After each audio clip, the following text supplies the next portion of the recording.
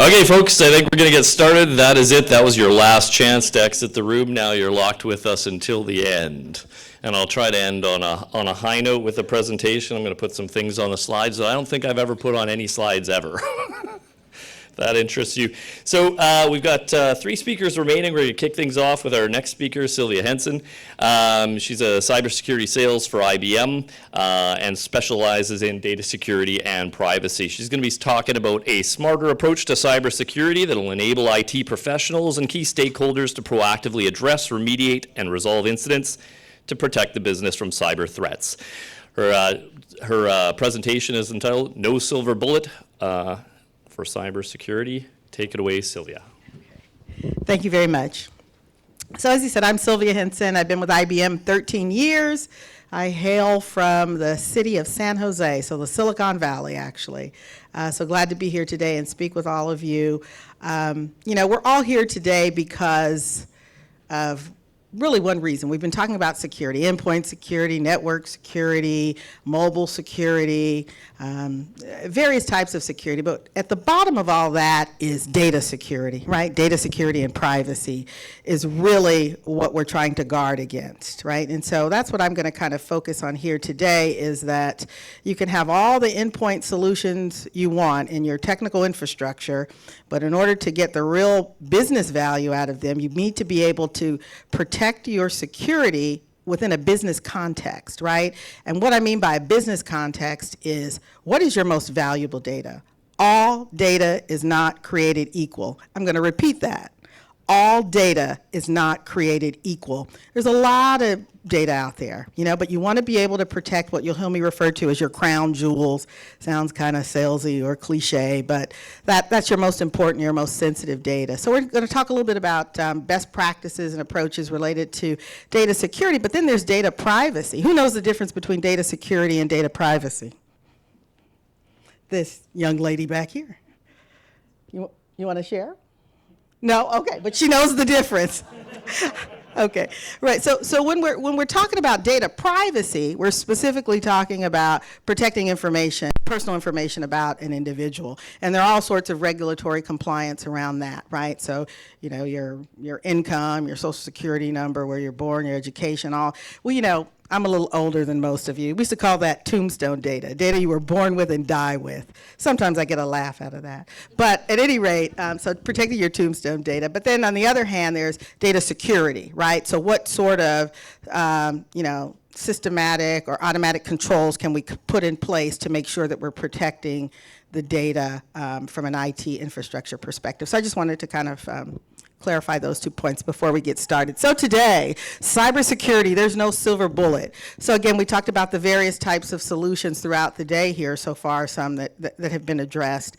And there is no silver bullet. It's not a matter of, if you're going to get breached, but it's going to be when you're going to get breached, and are you going to respond and remediate appropriately in a timely enough manner, and in a manner in which doesn't affect your shareholder value, doesn't compromise your customer or your sustainable advantage or competitive advantage with your peers in the industry, and basically avoid fines, right? Fine avoidance, right today, Facebook, Capital One, I could go on and on, Target. There are numerous scenarios where data breaches have cost them millions, if not billions of dollars. So there is no silver bullet, but IBM has a part to the silver bullet to help you get there. So we have some interesting solutions that help you bring all of those best of breed and endpoint solutions together so you can leverage your existing IT infrastructure. You don't have to rip and replace. Leverage your existing IT infrastructure. If you need to rip and replace it, we'll help you do that, but you don't have to be able to get the most value out of your security application. So I'm going to talk about that and how we're a piece of that silver bullet. But there is no, at least today, there isn't, one product that is going to do it all. They may say they can, but there aren't. And I'm going to have to hurry up. I'm long-winded. Okay. Oh. All right, the legal department would not be happy if I didn't take 10 seconds to allow you to look at that. This is just, we're all talking about process advice, and that's it.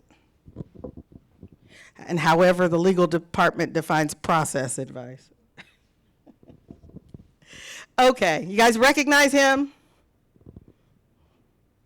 Let the right people in, keep the wrong people out, right? So, you know, it's no secret that most of the threats today come from the inside, right? And then there's a certain amount that are still external threats, but most of our insider threats are the ones that are harming at least the private sector today.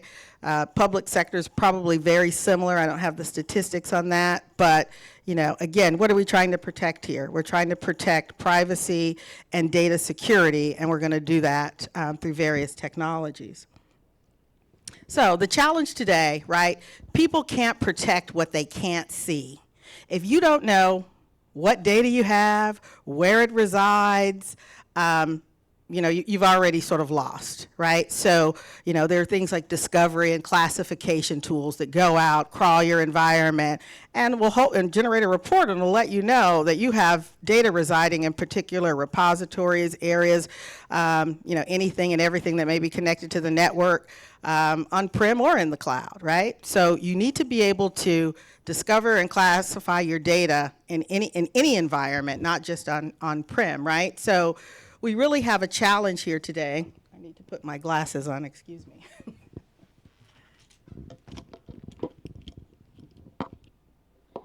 We have a challenge today where you need to be able to discover your most critical information, but then you need to be able to identify your security posture, right? And what we mean by that is how vulnerable are you? So there are some protocols or processes that can be run to give you a score that tells you whether your security posture is weak or very strong, how vulnerable you are. And then who are the data owners to the data stewards that are responsible for ensuring the safety of that data.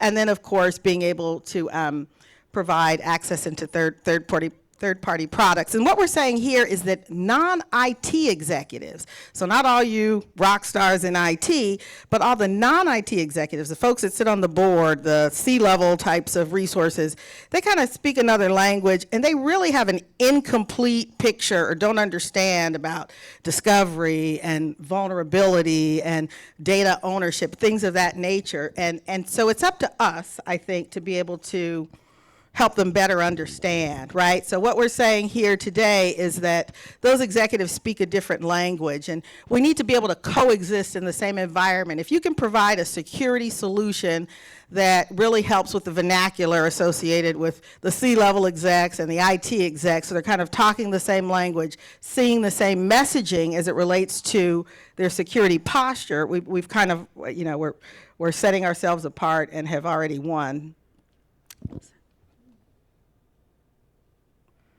Oh, I hate slides that build. Okay.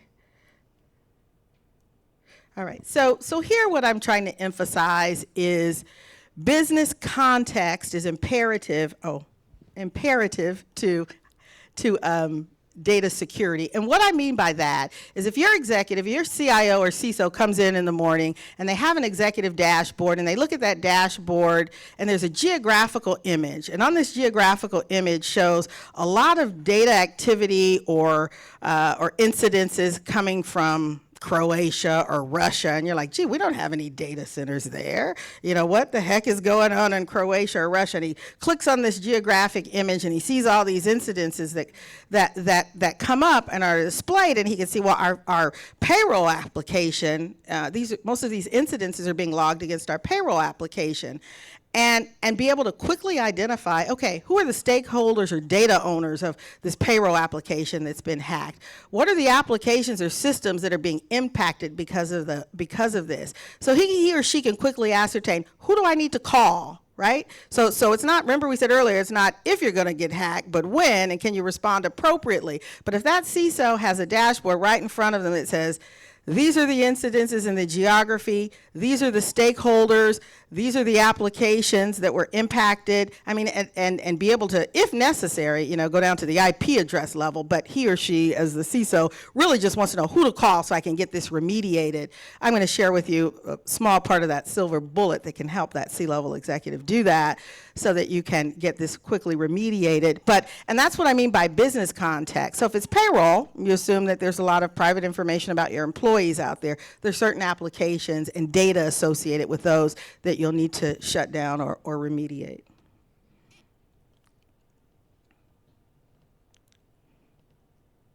just going to build them all out. So IBM has 3 guiding principles when it comes to data security. So the first one is dynamic defense. So you need to be able to protect, what you have out there. And the first part of that is knowing what's out there. So that's that whole discovery and classification. But really, the next component is customer trust, right? So you need to be able to be empowered to deliver on regulatory compliance. So, in the U.S. we have, PII, PCI, and you have initiatives here as well as it relates to GDPR, and I think it's PIPA is the acronym. I may not be saying that correctly here for British Columbia. So be able to, really prove that you're meeting the regulatory compliance and avoid the fines associated with that. And be agile, right? So earlier I said you need to be able to leverage your existing infrastructure so that you can take advantage of that and bring most of the value out.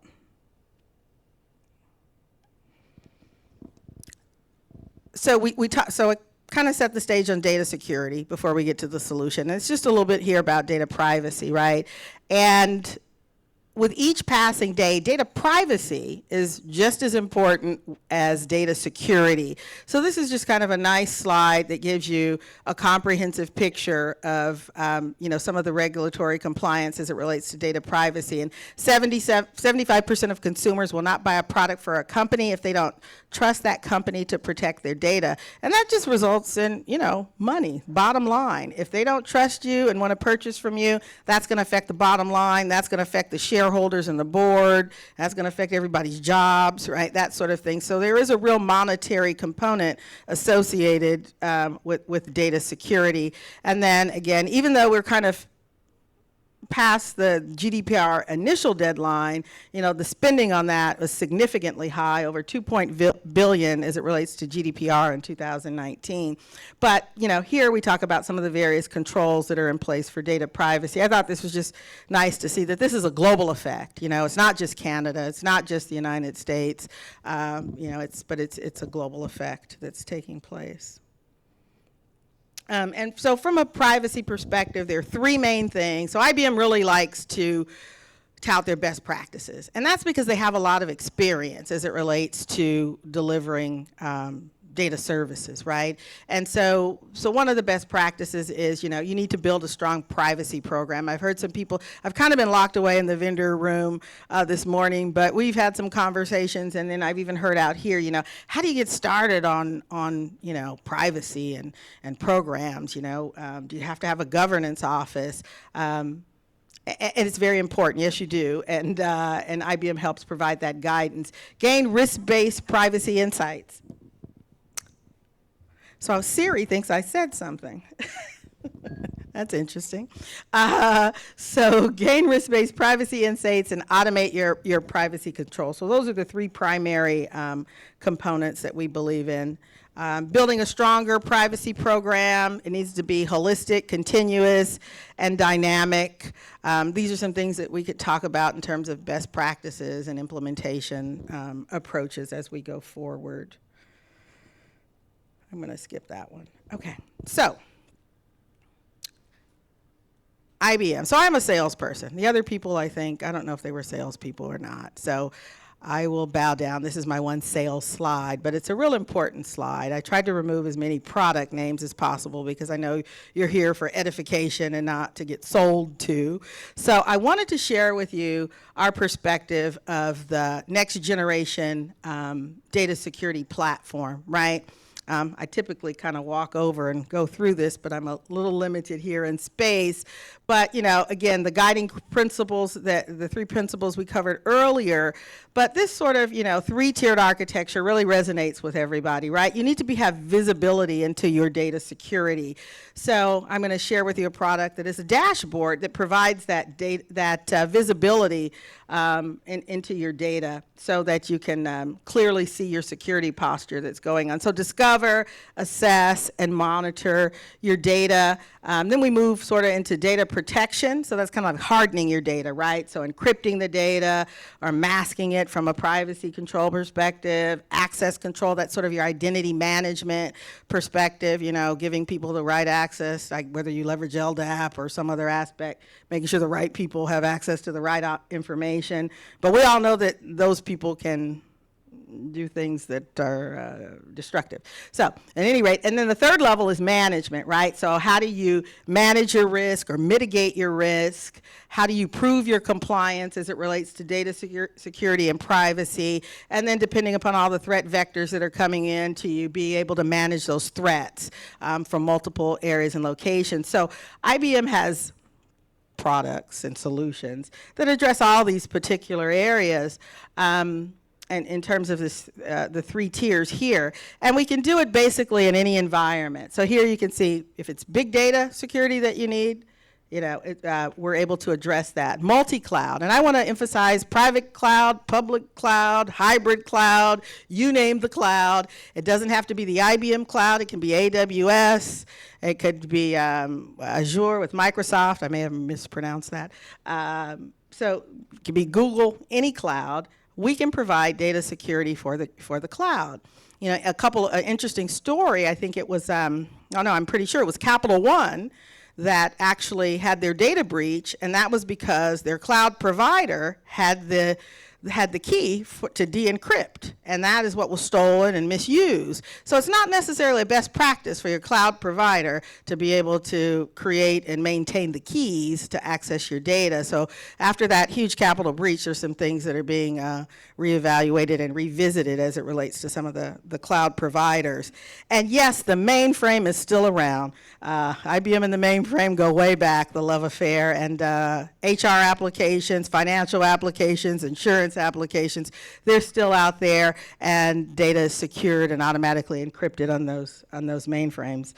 Structured data, unstructured data, semi-structured data, Hadoop, data lakes, you name it, all of that requires data protection and privacy, and we have solutions for that, as well as endpoints, right? Someone spoke earlier about, securing these mobile devices. They could do their job from their phone, basically. Well, that's a good thing to say, and then it isn't so much a good thing to say, right? If it gets into the wrong hands, there's a lot of information out there that could be damaging. So we want to ensure that that's protected. And then the traditional documents, document management systems, and applications. So at any rate, so from a huge, a big picture perspective, we have many solutions to be able to help in this area. Just this week, we had an announcement of some cloud packs, we call them. So you may get an email or see IBM Cloud Pack advertisements. And it's our next generation as it relates to security for the cloud, right? Everybody's transitioning to the cloud as quickly as possible, moving away from on-prem data. But you want to be very intentional about that. You want to make sure there's the appropriate methodology and you have robust enough security. So the IBM Cloud Pack for security is here today, and you can see myself or just Google it online if you want to know a little bit more about that as it relates to the cloud. So here is a part of the silver bullet. So this is going to get you closer to it. And this is IBM Data Risk Manager. I kind of talked about earlier a dashboard. I was trying to paint a mental picture for that. So this is a splash screen. This is that geographical image where I said a CISO could come in the morning, take a look at the world and see if they had some irregular incidences or where those incidences were being generated from. And then, once they get an idea of the geography, they could click on that geography and take a look at the lines of business or departments that are a part of that affected area, so you can quickly identify, is it payroll, is it claims, is it HR, is it IT, who's being affected by these incidences that I see are being logged, and most importantly, be able to respond and remediate quickly. That's the important aspect. And there are additional graphical images that show you the different results, the different vulnerabilities and risks and incidences that are happening, but then we also show you how well this tool is helping you manage your vulnerabilities and incidences over time. So these lines should be going down, technically, to the right. Over time, you should see in leveraging the application and the tools that these incidences are being reduced. So it helps you go out, analyze and uncover your data, and visualize these business risks. So when I say business risks, it's really for a certain audience. So the IT world, they pretty much understand the risks. Some of the C-level executives need a little more clarification, right? So this is putting it in a business context, right, with the business applications. They may not need to know what database and IP address the incidents was coming from, right? At least not at the C-level perspective. But it really allows them to coexist. So the IT folks may want to resolve down to the IP address, but the C-level executives just need to know what is happening, what is my risk posture today, what is my risk posture right now in this particular moment, and Data Risk Manager will help you do that. A little more information about it. So will help you with internal and external threats that are coming in. We talked a little bit about the visualization, not only that initial splash screen, but you get additional data as it relates to the incidents that's being logged. And it helps you communicate the incidences across your organization. So there's a messaging platform and workflow platform that's built in, so you can immediately send this information out to others. So the CISO comes in the morning, he or she sees this incident, contacts the appropriate stakeholders or data stewards, gets them working on, identifying and resolving and remediating it. They may need to notify other individuals in their teams. So just having this fully integrated platform to be able to minimize the risks from any incidents that happens is really key. And again, context is everything. So, because we have a marketing department, they wanted me to share this lovely video with you. It will just take a moment. Uh-oh. Who do I need volume from? Volume.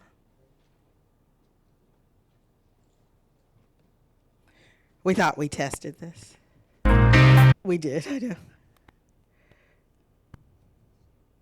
Okay, there it is. Did I hit the wrong one? Is that on mute? Okay, now we go. I think that was it. So,